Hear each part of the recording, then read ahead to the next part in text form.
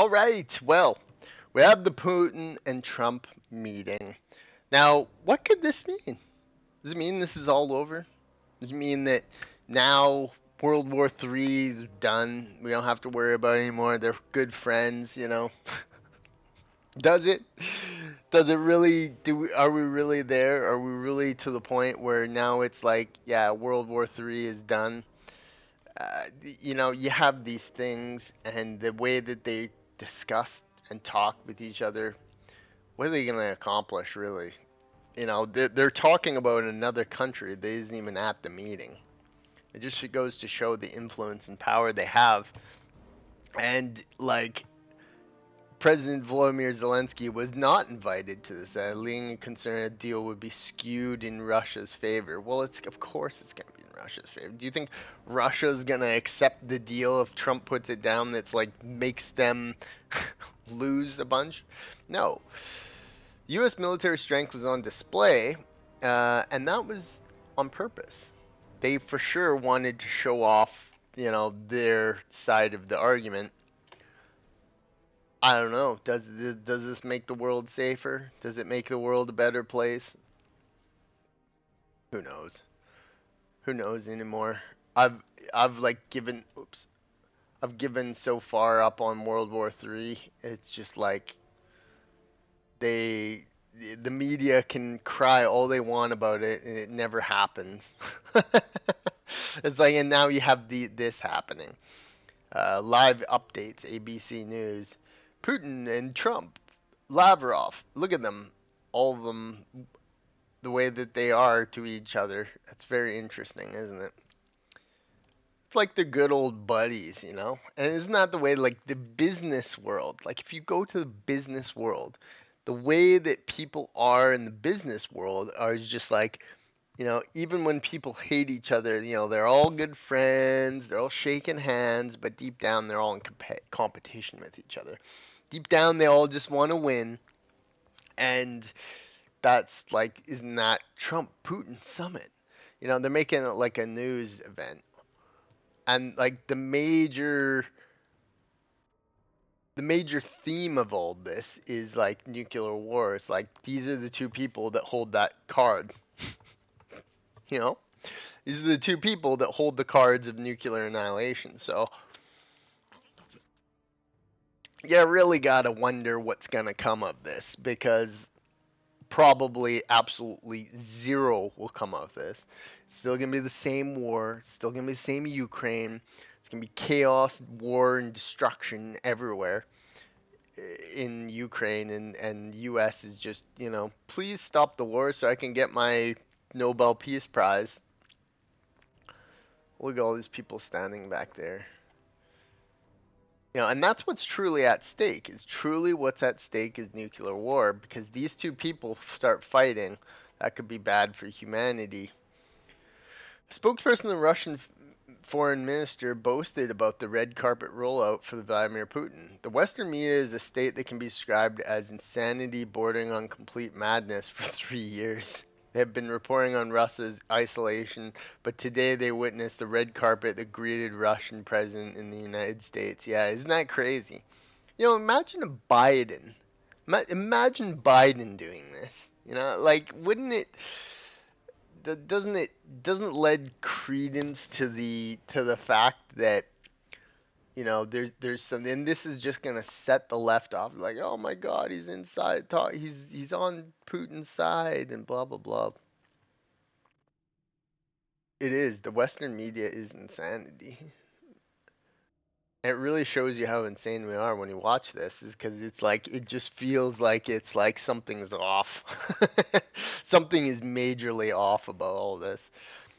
These people just these are supposed to be sworn enemies. They just shake hands and it's all over. Really? Minutes after Presidents Trump and Putin kicked off their summit in Alaska, the White House shared a picture of the two leaders standing together and smiling. Yeah, I'm sure they're the best of friends. Look at Lavrov. Just an absolute Russian Chad. Behind closed doors, the negotiations are currently taking place in a 3-on-3 format. Sergei Lavrov, Yuri Yushkov. Shekov. Trump sitting alongside Rubio and Wickoff. Pursuing Peace, Alaska 2025. Do you really think that humans are capable of peace? Come on! Look around you. It might not be a year from now, it might not be 2 years from now, it might not be 5 years from now, but eventually Russia and US are going to clash. It's just the nature of humanity. We're enemies living in peace with each other.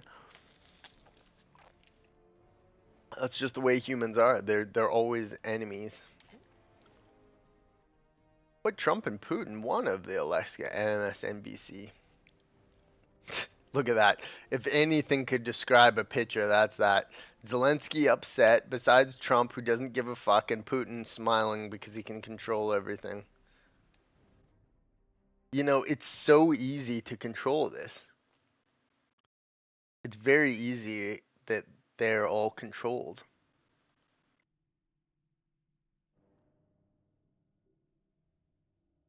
It must be easy to control them. Zelensky worries that Trump and Putin will do a deal over his head. Yeah. How is Zelensky not involved in this? You know what I mean? Honestly, how is Zelensky not involved? It's crazy. It's crazy to even think about. It's crazy to even envision that this could just lead to like full on peace. Like, oh, Ukraine will give up 1/5 of its territory and, promise to not join NATO. It's like, what does that do for Ukraine? It's like, it does absolutely nothing for Ukraine. That just means that they lost out on this war. The war was always between NATO and US. That's all Putin wanted. Is he wanted NATO off their borders. And like yeah, if they don't want that, they don't want that. And that's what they don't want. Will Trump and Putin's meeting be successful? Here are things to look out for. In the Western sphere, Western people, they just think that the world's just going to keep on rolling, And yeah, we could have a nuclear war. Yeah, we could not. That's like the two things on the table here, ultimately. Is the Trump-Putin bromance still back on? The tone of Trump and Putin are likely to be early tell of their interest in enforcing and get serious about a deal. It was the laundry of Russian leader during the first few months of his term. Trump has soured on his former pal. They never show their true emotions with each other. That's just the way politicians are. It's the way business people are. That's the way most people are. They never really show their true intentions on each other. Speaking with reporters aboard Air Force One on the way to Anchorage Friday, Trump said Ukraine will ultimate decision maker on the territory swaps. They'll be discussed. Trump will bring up security guarantees.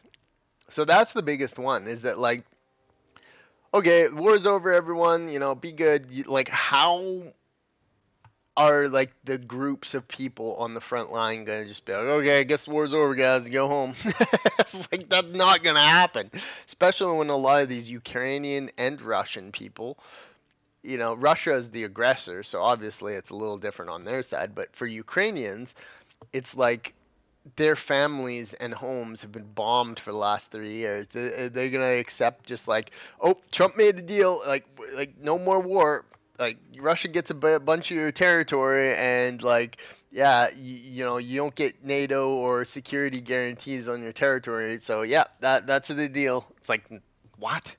Why would any Ukrainian accept that? Why would any person who's had their families and their countries bombed on both sides, both Russian and Ukrainian, just be like, okay, well, Trump wants to get his Nobel Peace Prize, so I guess we'll just not stop the war.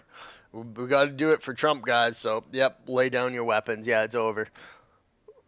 Like, what? It's like the world keeps just not making more and more and more sense as it goes.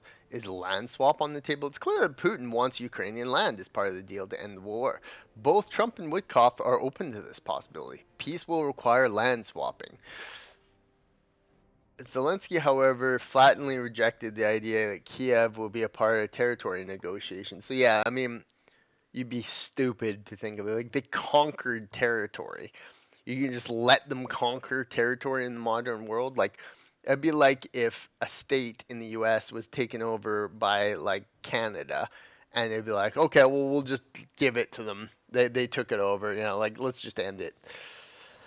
Will Trump and Putin make a deal that doesn't relate to Ukraine? It may be a will that the lasting element could be little to do with Kiev. Nuclear talks could prove far more fruitful for space. Yeah, I mean, want to put nukes in space? Everybody's agreed to just not do it. Keeping check on American and Russian nuclear sites. That's what this is all really about. Is that who cares? They don't care about actual Ukraine, Putin and Trump. They just want to make sure that they don't nuke each other. That's true. Like I mean, that is the way it is. Like let's just not nuke each other. Whatever it takes for us, like that could be like the whole premise of the meeting. Like, hey Trump, hey Putin, yeah, what does it take for us to not nuke each other? Well, Ukraine's got to give up, and NATO's got to stay out of Ukraine, and yeah, like all this stuff is like, yeah, well, it's a bit of an ask, but sure, if it prevents nuclear war, sure, we're good. It's like what? Is that what we're at in the world? I don't know. It like to me, it feels like it's nothing. It feels like it's absolutely nothing. Nothing's gonna matter from this. Nothing's gonna change. Nothing's going to, absolve. And on the flip side, things could go really bad from here. And this is what I mean, it could happen in the world of random, completely random. Behind closed doors, Trump says, "Well, we want to make this deal." Putin says, "Well, you got to do this, this, and this," and Trump says, "No, we got to do this." Blah blah blah. And behind closed doors, behind all the cameras and all the interaction, and then the secretiveness of this all, they were just like, "Fuck you, fuck you." We're doing this, we're doing that. If you don't do this, this is gonna happen. And Putin's just like, you bastards, fuck off. And then they go out in front of the camera like, haha, shaking hands, good girls, yeah, we made a deal, yeah. And then Putin goes home, Trump goes home, and it's like, okay, game on, boys.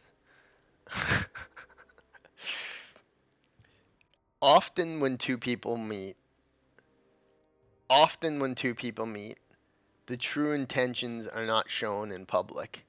But when two people meet in private, that's when the real cards are played. And for me, we're not going to know. Like, they're not going to tell us what is really going on.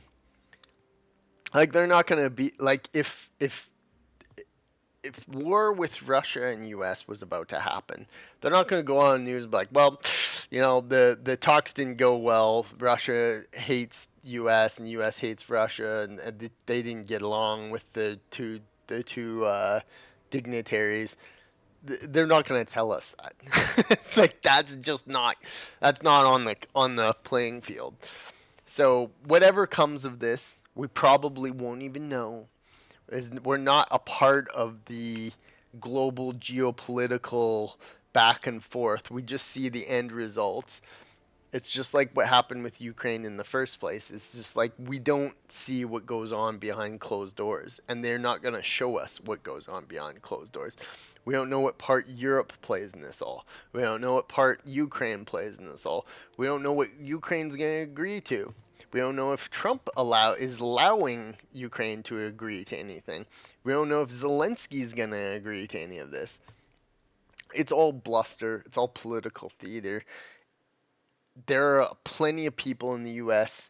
and probably in Russia as well, and possibly even in Ukraine, although I would say quite a bit more, that think after this news headline of Putin and Trump meeting that it's like, huh, all those people who thought the war was going to happen between U.S. and Russia are just idiots. Yeah, looks like the nothing ever happens people are seething today are like the nothing ever happens people are right now, so whatever. It's stupidity that comes and goes. It's political theater. It's bluster. It's trying to sway the public in a mention. And in many ways, this was all probably Trump's idea. Trump probably just wanted the face. He just wanted to make it look like millions, hundreds of millions of Americans are going to think that now I have nothing to worry about. That now nuclear war will never happen because look how good friends they are. They're good friends. They get along. They're good friends. They're not going to nuke each other. Well, I tell you this: that how many friends that you've known were once good buddies, shaking hands, hugging each other, and then something happens, a woman, money, just general falling out happens, and all of a sudden they fucking hate each other. People don't get along forever. And that's the sad part of this world is that like you can smile and be look like you're friends to everyone, but in reality those true emotions towards each other and especially all their like groups and peoples, they're never going to show the true side of this, and this is just nothing's going to come of it. Absolutely nothing will come of this. We're still in the same place after tomorrow that we were before. Is that they're taking Putin's conquering Europe, and Europe is trying to fight back a bit, but the U.S. says we don't want nuclear war, so do whatever the hell you want. That's essentially what's happening. Like they have nukes, we're not gonna fuck with them. And isn't that the power of nuclear weapons? Is that you can just have two enemies go and shake hands together because it'd be better not to have nuclear war. Isn't that the fucking truth of this world? Is that, yeah, you know, they might hate what each other's doing. Yeah, they both want to come out as the enemy. Yeah, they both want to, win. But nobody wins with nukes. And whatever they can say, whatever they can do, whatever they can show off to the public, it's all it's all just to say no to nuclear war. So yeah, that's my thoughts on the Putin Trump summit.